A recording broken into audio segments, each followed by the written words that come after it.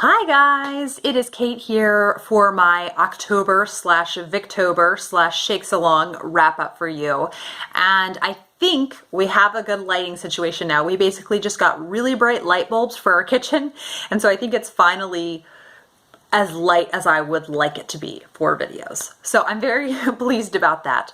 But I will tell you about all the books I read in October, and I never thought I would say this, but Victorian literature got me out of a reading slump. I just went on and on about how terrible my September reading was and what a reading slump I was in. And I was getting more and more nervous the closer Victober was coming because I was really not having any desire to read. And this has been, I think, my best reading month this year, if not ever. I am so excited to tell you about all the books that I read. And the first one that I read was The Warden by Anthony Trollope. This is the first in his Barsetshire series. And I did this in audiobook format, which I think was very, very conducive because I had heard from several of the other ladies who had continued on in the series that The Warden was really dense and just hard to get through. And I just wanted to kind of plow through with an audiobook. And because I had that low expectation of my interest not really being piqued, I then ended up actually enjoying it because it's been too long. I really hadn't done much Victorian literature over the course of the year. And so I was really, really excited to dip my toes in it again.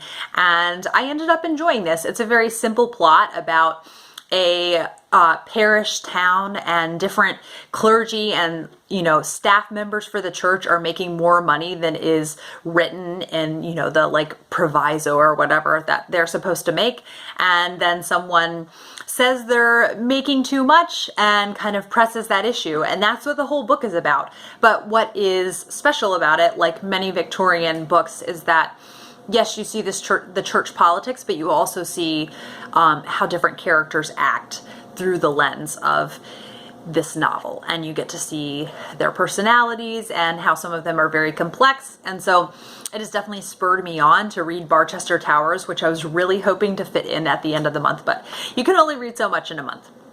So I enjoyed it, and I'll definitely be going on to Barchester Towers.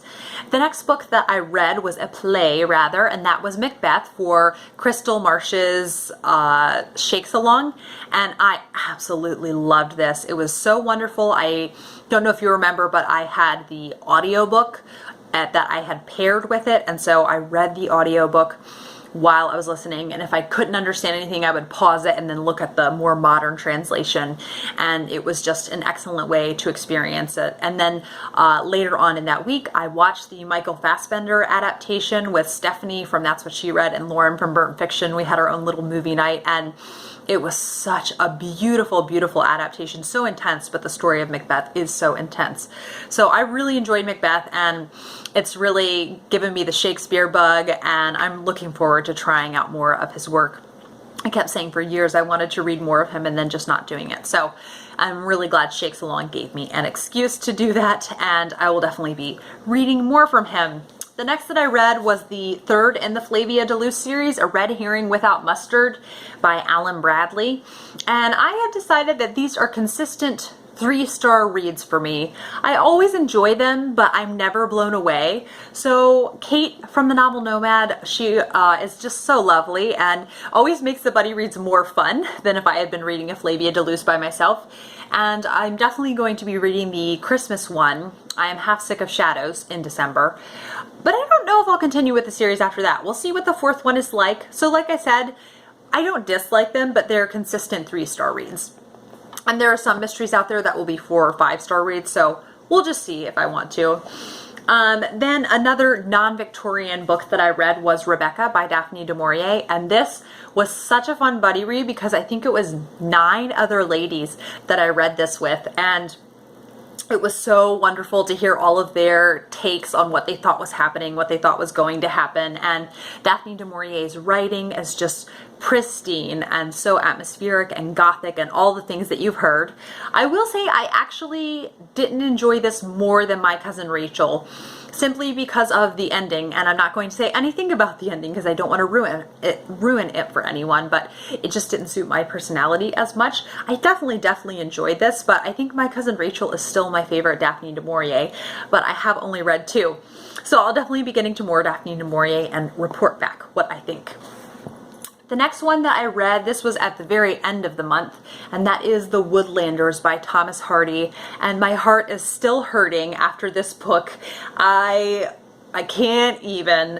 So it was so beautiful, and just the characters of Grace and Giles and Edred were so fascinating to think about and to watch their lives kind of unfold in this story. And it's a love triangle between Grace and Edred and Giles, and I think that's a pretty common plot device that Thomas Hardy uses. But yes, the writing was absolutely breathtaking, and I had heard Ange compare his descriptions of nature to Willa Cather's, and I think she's definitely right. So this was I got swept away by this book, but I definitely think I'm going to take my time in between Thomas Hardy books. This was emotionally draining, but excellent. The next that I read was Lorna Doone by R.D. Blackmore. Now, I don't know if you watched my very opinionated DNFing video, but I talked about different books I had DNF'd in that, including The Count of Monte Cristo, and how I said it just felt like a boy book and there wasn't much character development, but I want an adventure story, and Lorna Doone fulfilled all of that. I had so much fun reading this.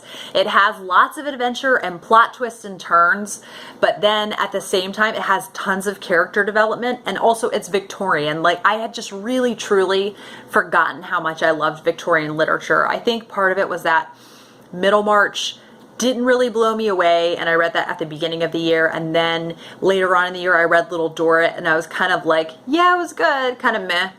And so that it had made me forget how much I love Victorian literature. So this was excellent, and it's just about Lorna, who is raised by the Doones, and they're this exiled family, and they aren't very nice to anyone that lives around them, and they are known for stealing women and taking them as their wives and just being very violent. And this main character, our narrator, he is the one who falls in love with Lorna, and so it's just their story, and it was excellent. I highly recommend Lorna Doone if you want a good solid adventure tale. And yes, this was long, but I was enjoying it the whole time, so it really didn't feel long, and it didn't feel like it dragged. It didn't feel that it dragged. Okay, then my second favorite book for the month was Dombey and Son by Charles Dickens, and I'm very happy to report back to all of you that Dombey and Son now ties with Great Expectations for my favorite Dickens. I really didn't think I would say that, because I think the more I thought about Little Dorrit, the more I just felt uninspired after reading it, and then I started having this like existential crisis of, oh no, do I not really love Charles Dickens? But it's just silly. Like, not every book by an author is going to suit you, and this suited me in every way. I buddy read this with Amanda Center and Victoria from A Hermit's Progress. Victoria has a very busy schedule right now, so she's not quite done, but she's really enjoying it whenever she's reading it. But Amanda and I really enjoyed this, and it was super fun to kind of debrief when we were in New York together.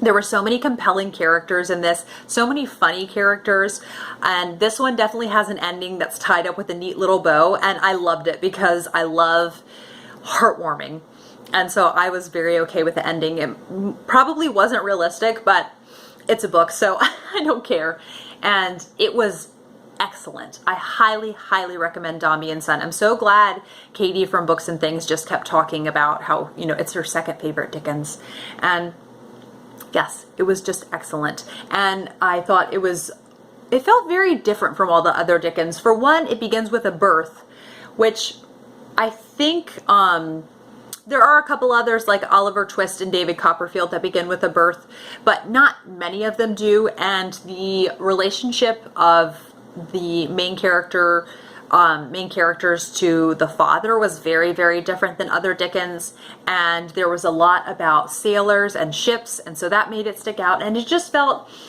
its own person of a book. And I so enjoyed it. I can't talk enough about Dombey and Son. Then my favorite book of the month, that should not come as a surprise from the video I did devoted to it a couple weeks ago, was Sylvia's Lovers by Elizabeth Gaskell, and I am still reeling from this book. This is, I don't even know where to rank it. Like, I think it's tied with Wives and Daughters for my favorite Elizabeth Gaskell. It was incredible. I think I can confidently say that I thought this had the most beautiful writing so far out of hers that I had read. This is my fourth to read, and I absolutely adored this. And it's the story of Sylvia, who at the beginning is pretty young and naive and has unrealistic ideals about life, and there's this new guy who comes into town who she's kind of intrigued by, and then it's a love triangle. So there's a guy who she's known her whole life who she's not as interested in, and it was absolutely breathtaking with the writing that was in it. And what I love about Elizabeth Gaskell is that all of her books feel very different from one another. So this took place on a shore town, and there was a lot of whaling industry that it talked about, and press gangs, which I didn't know about, and it was incredible. The writing was incredible. I will link my quote video down below because it had so many beautiful quotes, and the character of Sylvia was so intriguing, and I could not put this down. It did not feel like a Victorian classic in the least. And I say that, but I love Victorian literature, so I mean, many of these didn't feel like classics because it just didn't feel hard to read, but they're sticking with me like classics are. So it was kind of all the benefits of classics with none of the work. And so I can't recommend Sylvia's Lovers enough. If you like Elizabeth Gaskell at all, read it, read it, read it.